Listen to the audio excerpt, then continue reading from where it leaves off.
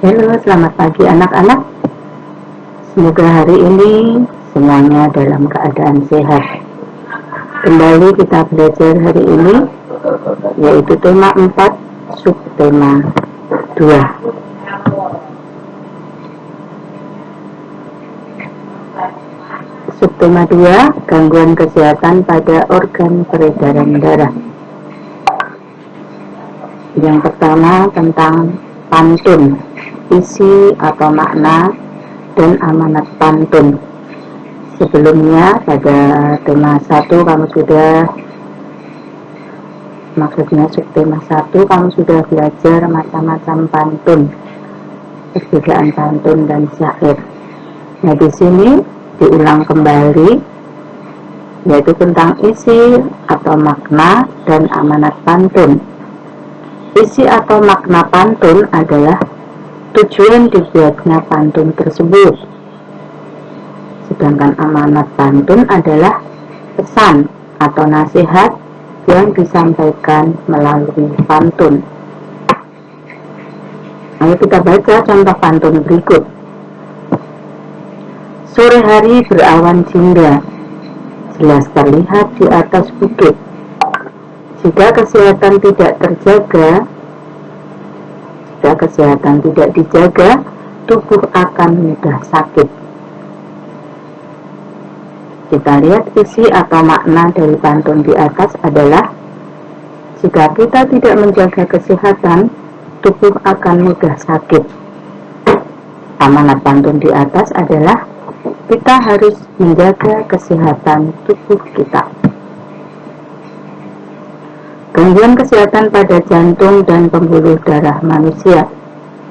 Dalam subtema 1 kamu sudah mempelajari tentang jantung dan peredaran darah pada manusia, bahwa jantung adalah tugasnya memompa darah ke seluruh tubuh. Nah, di sini kita sering mendengar ada jantung koroner. Apa itu jantung koroner?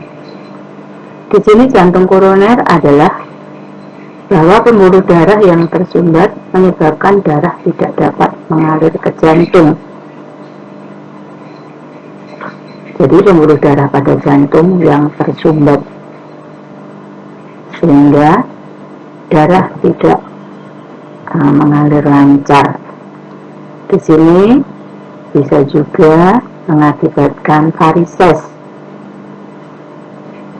Lihat pada gambar seorang yang sakit varises pada kakinya, karena sering varises itu terdapat pada kaki kita. Nah, di sini darah pada kaki ini tidak lancar, sehingga dalam pembuluh darahnya di situ kelihatan kerut-kerutan dari pembuluh darah itu, sehingga dilihat dari gambar tersebut memang darah tidak lancar mengalir, sehingga menyebabkan varises pada seseorang. Dan untuk yang mengalami varises ini biasanya mengalami pegal-pegal karena darah memang tidak lancar. Makanya kita diharapkan untuk mencegah supaya tidak kena varises ini. Varises ini juga disebabkan misalnya habis lari terus duduk, itu sebenarnya juga tidak boleh, karena mengganggu kelancaran darah pada kita.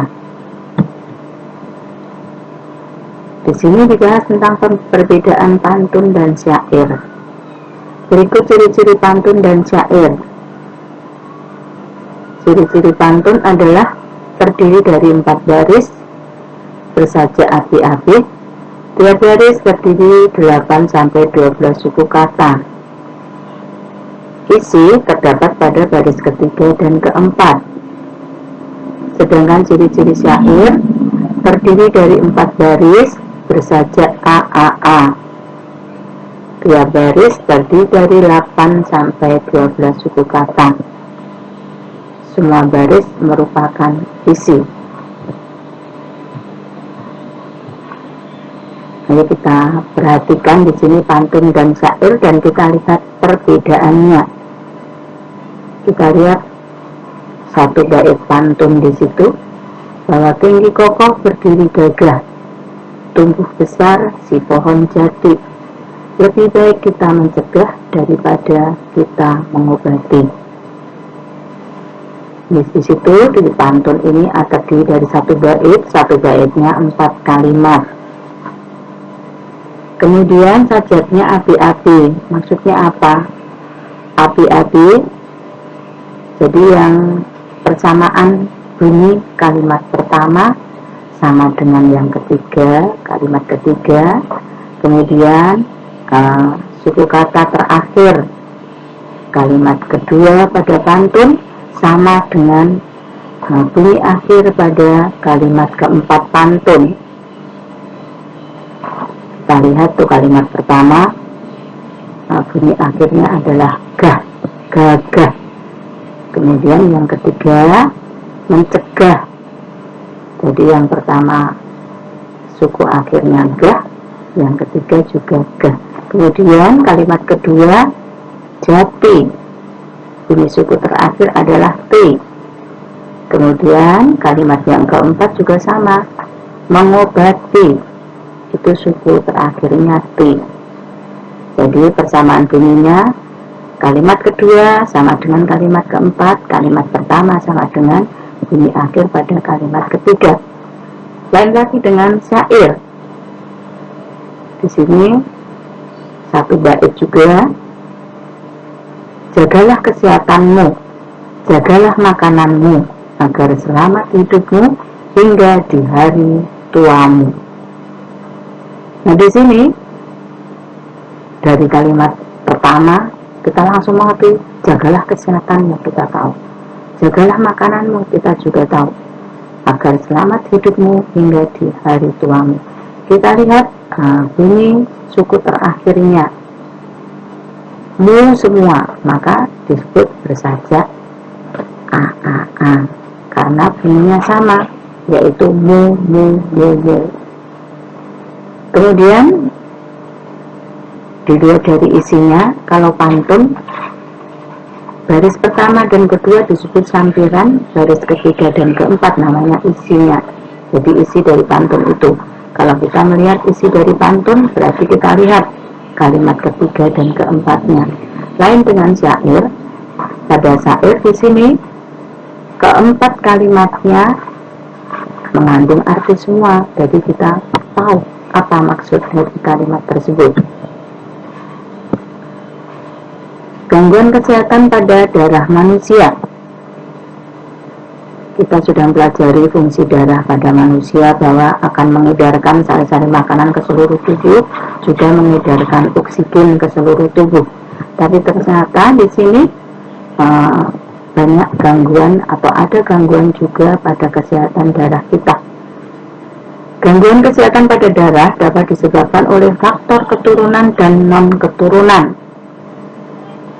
Di sini dijelaskan yang merupakan faktor keturunan, yaitu hemofilia, kelainan pada seseorang dengan ciri aliran darah sulit terhenti ketika luka, sehingga orang yang mempunyai sakit hemofilia ini harus berhati-hati supaya jangan sampai terluka, karena kalau sudah terluka itu darahnya sulit untuk terhenti. Kemudian yang kedua ada thalassemia. Thalassemia adalah kelainan pada seseorang dengan ciri sel darah merah berbentuk bulan sabit. Nah, karena keturunan di sini ini susah untuk diobati karena merupakan keturunan, biasanya keturunan dari orang tua atau mungkin dari nenek moyang gitu. Jadi susah untuk diobati. Nah, yang kedua adalah non-keturunan. Non-keturunan ini bisa dicegah. Yang pertama adalah anemia, kelainan karena kekurangan sel darah merah. Kemudian yang kedua adalah leukemia, kelainan karena kelebihan sel darah merah, sel darah putih. Kemudian demam berdarah. Demam berdarah ini disebabkan oleh virus dengue. Virus ini berasal dari nyamuk Aedes aegypti. Isi atau makna dan amanat pantun berdasarkan usia.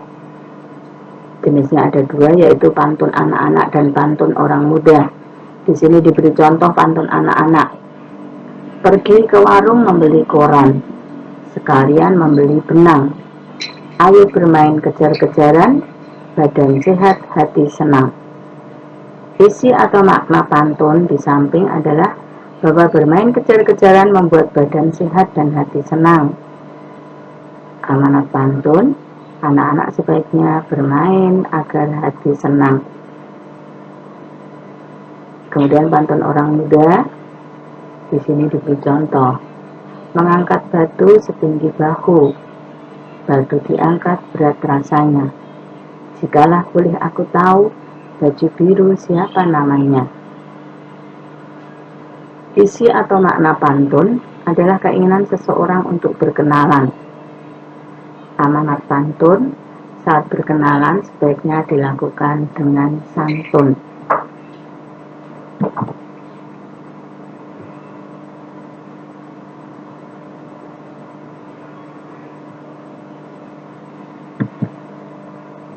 Interaksi sosial dalam pembangunan sosial budaya. Pembangunan sosial budaya adalah suatu proses perubahan sosial budaya yang bertujuan untuk meningkatkan taraf hidup masyarakat. Pembangunan dalam aspek bahasa sebagai identitas bangsa. Kita tahu bahwa bahasa persatuan kita adalah bahasa Indonesia. Jadi pemerintah berusaha untuk mengembangkan bahasa Indonesia itu sehingga dapat menjadi sebagai identitas bangsa. Dengan cara apa? Bahwa bahasa Indonesia diajarkan di sekolah. Kemudian bahasa Indonesia digunakan di sekolah. Ketiga, bahasa Indonesia dikembangkan oleh pemerintah. Yang keempat adalah bahasa daerah sebagai kekayaan bangsa Indonesia. Jadi bahasa daerah juga dilestarikan karena itu merupakan kekayaan budaya bangsa kita. Pembangunan dalam aspek adat istiadat dan tradisi. Kita tahu bahwa negara kita punya atau terdiri dari banyak suku yang memiliki adat istiadat dan tradisi yang berbeda-beda. Nah, di sini pemerintah juga melestarikan adat istiadat di suatu daerah. Yang kedua juga melaksanakan norma-norma yang terdapat dalam suatu adat istiadat. Pembangunan dalam aspek interaksi dengan alam. 1. Mengolah sumber daya alam. Yang kedua, membangun sarana dan prasarana. Tanggung jawab sebagai warga masyarakat dalam pengambilan keputusan. Pengambilan keputusan bersama dalam masyarakat Indonesia biasanya dilakukan dengan cara musyawarah untuk mencapai mufakat. Namun jika kata sepakat tidak tercapai melalui musyawarah, dapat dilakukan pemungutan suara atau voting. Tanggung jawab siswa di lingkungan sekolah. Contoh tanggung jawab siswa di sekolah. Yang pertama adalah belajar dengan tekun. 2. Menjaga kebersihan sekolah. Yang ketiga, mengikuti acara di sekolah, misalnya upacara bendera atau lomba antar kelas. Kemudian yang keempat adalah berperan serta dalam pemilihan ketua kelas. Isi atau makna dan amanat pantun berdasarkan isi. Pertama adalah pantun nasihat. Di sini ada satu bait pantun yang berisi pantun nasihat. Sungguh enak buah sukun, hasil panen dari kebun paman. Hidup bertetangga harus rukun, agar tercipta ketentraman. Isi atau makna pantun, hidup rukun menciptakan ketentraman. Amanat pantun bahwa kita harus hidup rukun. Pantun kiasan, contohnya di sini, naik kereta di dalam gerbong, bangkunya panas, berbau sangit. Jadi orang janganlah sombong, masih ada langit di atas langit. Isi atau makna pantun di samping, janganlah sombong karena masih ada yang lebih hebat dari kita. amanat pantun, kita tidak boleh sombong. Jadi di sini ada kiasan, masih ada langit di atas langit. Jadi masih ada yang paling berkuasa, yaitu Tuhan. Interaksi dalam bidang pendidikan. Di sini ada 4 macam interaksi dalam bidang pendidikan. Antara lain, interaksi siswa dengan siswa, interaksi siswa dengan sumber belajar, kemudian interaksi siswa dengan guru, interaksi siswa dengan lingkungan. Saya kira kamu bisa memberikan contoh dari masing-masing interaksi tersebut. Faktor-faktor yang mempengaruhi kesehatan sistem peredaran darah, yang pertama adalah gaya hidup, kemudian faktor keturunan, kemudian jenis makanan yang dimakan. Ya, gaya hidup di sini ada yang mungkin gaya hidup sehat, dan ada juga yang mungkin gaya hidup yang suka makan enak tapi tidak memperhatikan bagaimana kesehatan dari makanan itu. Faktor keturunan tadi sudah diberi contoh di depan, penyakit pada darah yang disebabkan karena faktor keturunan, kemudian pada jenis makanan yang dimakan. Membuat dan membaca pantun. Berikut langkah-langkah dalam membuat pantun. Langkah pertama, tentukan tema pantun yang akan dibuat. Kemudian yang kedua, tentukan jenis pantun yang akan dibuat. Ketiga, buatlah bagian isi pantun terlebih dahulu. Yang keempat, buatlah bagian sampiran pantun. Jadi seperti yang sudah kita pelajari tadi, bahwa pantun terdiri dari sampiran dan isi. Nah, kalau kita membuat pantun, bahwa yang pertama di antara isi dengan sampiran, kita hendaknya menuliskan isinya dulu. Isi pantun itu apa? Baru kita menuliskan sampiran dari pantun tersebut. Tanggung jawab dalam melaksanakan tugas. Piket kelas merupakan salah satu tanggung jawab kelompok. Setiap anggota kelompok melakukan tugas masing-masing. Tugas tersebut harus dilakukan dengan sungguh-sungguh. Jadi di sini contohnya piket kelas, meskipun tugasnya ada tugas kelompok, tapi di sini antara satu dengan yang lainnya saling membantu, saling mendukung. Jadi tidak bisa hanya dibebankan pada satu orang saja, tapi satu kelompok tersebut. Jadi dibutuhkan adanya kerjasama dalam kelompok piket itu. Berbalas pantun.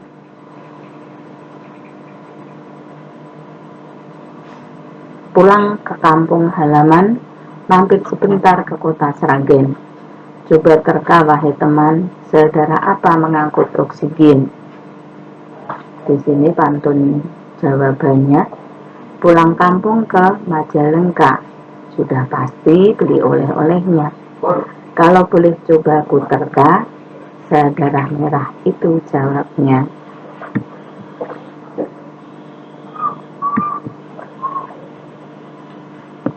Nah, anak-anak, inilah pembelajaran kita hari ini.